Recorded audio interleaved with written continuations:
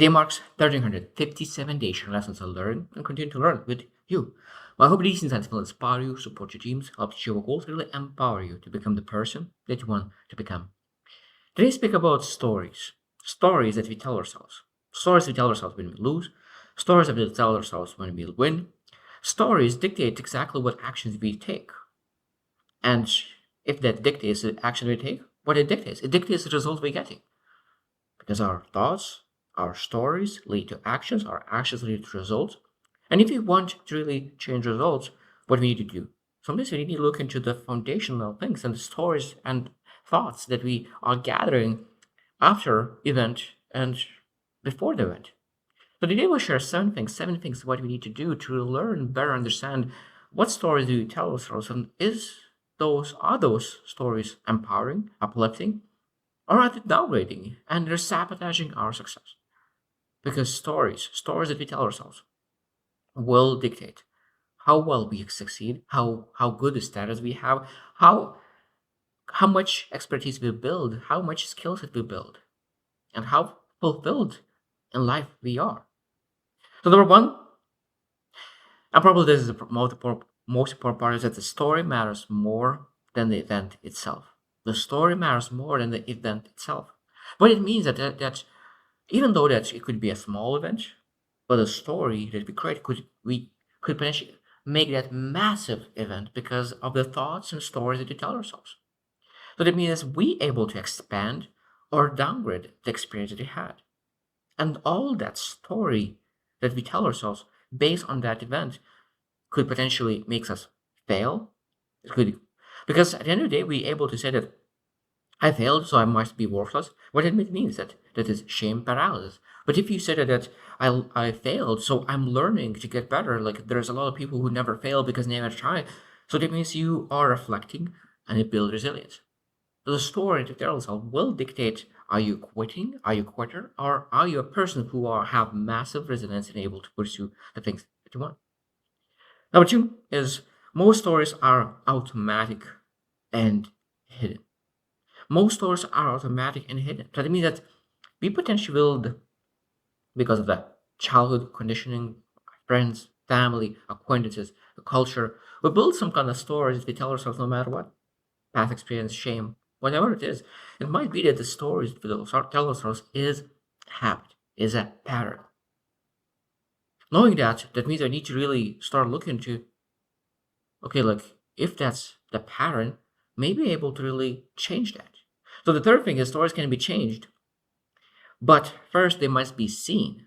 So now you look into, okay, like there's a patterns that there I've been doing that pattern for a long time of creating those stories over and over and over again about myself. So that means if you want to change that, we need to be able to see it. So start to really reflect on yourself. Okay, what story did they sell? Did I sell to myself? Because I feel that we sell stories to ourselves, and we start to believe those stories. And sometimes we just say like, "I will not believe that story. I want to change that story." Because I really love the analogy that every single life is a movie, every single life is a book. And what kind of stories do we put in that movie? What kind of stories do we put in that book? And the choice is ours.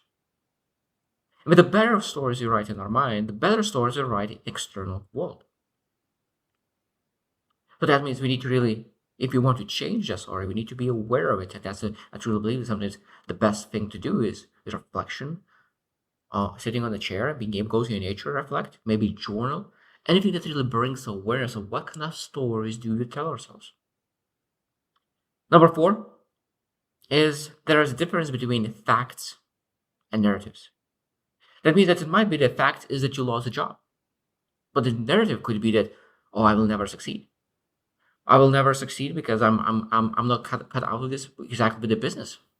Because oh, like, no, I'm not that kind of person who can build a business. Like I failed. That means that it's just not for me.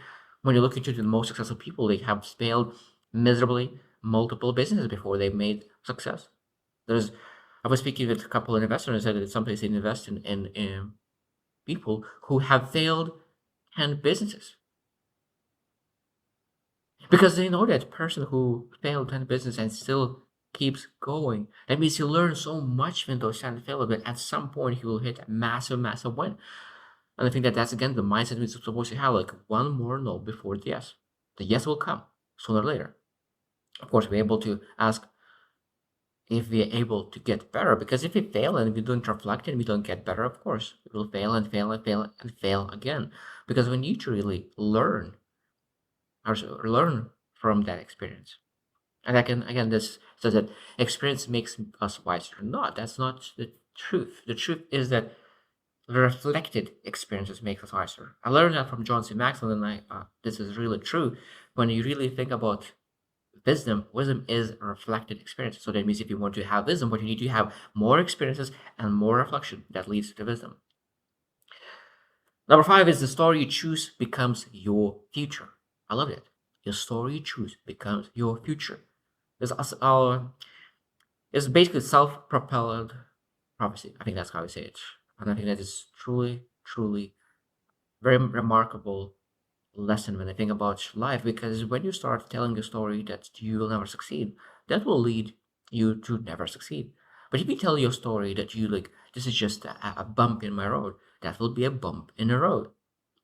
So the story that we'll tell ourselves will be our future. So we need to understand that if you tell a story that I fail, so I will back up smarter, that will lead to success. But if I failed and I'm not, because of that, I'm doomed to fail. What will that will be? That means that will lead to failure. I truly believe in subconscious power because we're able to consciously see only like 3% of information during the day that we're able to see.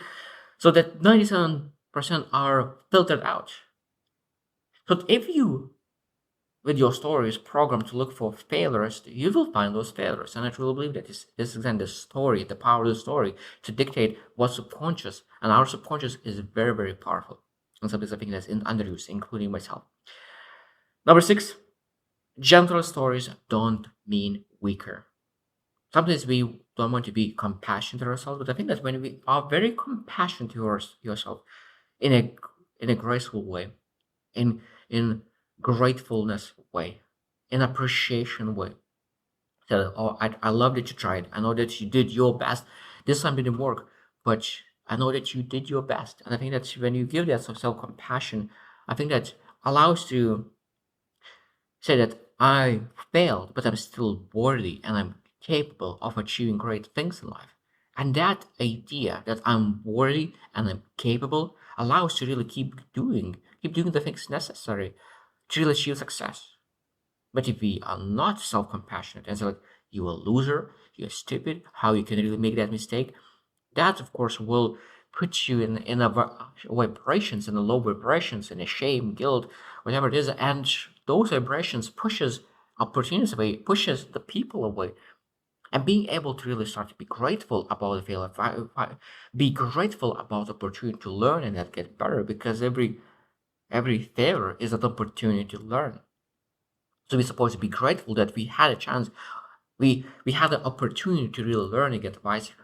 I think it is very, very, very important to really see a failure as opportunity to get stronger, faster, transform, evolve. How beautiful it is when you think about failure as an opportunity to get wiser. And last one, number 7, is you can consciously craft your recovery story. You can consciously craft your recovery story. So that means when you fail, what kind of story we will design to recover, to rebuild yourself. I think it's a beautiful thing when you really, really fail and you look into it like, what is my true vision? What is where I am right now? Okay, what is that gap? And you create a story how in your mind visualize how you will recover from that, how you will be a hero in your own story, how you will inspire yourself that could inspire others. How will you inspire yourself? Because if you're not inspired, nobody else will be inspired. So that means that I really loved it as a movie or a book. How the hero would inspire readers. How the or people who watch. I think it's great. And I think that again, this is a part of further reflection and being able. So what happened? What was caused by me? Like being able to really reflect what can I learn? What makes me stronger? What makes me faster? What makes me wiser part of after this failure? And when you really write all the things that I became much more wiser, I now know those things. I will never do this again. What I will do next is this. Because of course, it doesn't matter what you will not do. The most important part is what you will do next that really matters to achieve success in the future. And I think that's the most important part when I think about the stories. The last thing that I want to mention before I go is that I think that the question is that what a story I can tell myself that's true and empowering. That's true and empowering. So really, what stories could I tell myself that is true and empowering? And then again, be able to ask, is the story that I tell myself right now is true and empowering? Because a lot of times what happens is that we tell ourselves that stories that are not true. That is narrative that's not true. The fact is true, but it's not narrative. We tell ourselves the story that is not true and is downgrading. And that's why we need to work very hard to really change that and really make those stories true and empowering. So I hope that you will really learn how to tell those stories. It's not easy because I know that I fall short sometimes on telling our stories captivating, uplifting stories that will allow me to really move faster towards my vision. So I hope you choose to win and see you tomorrow.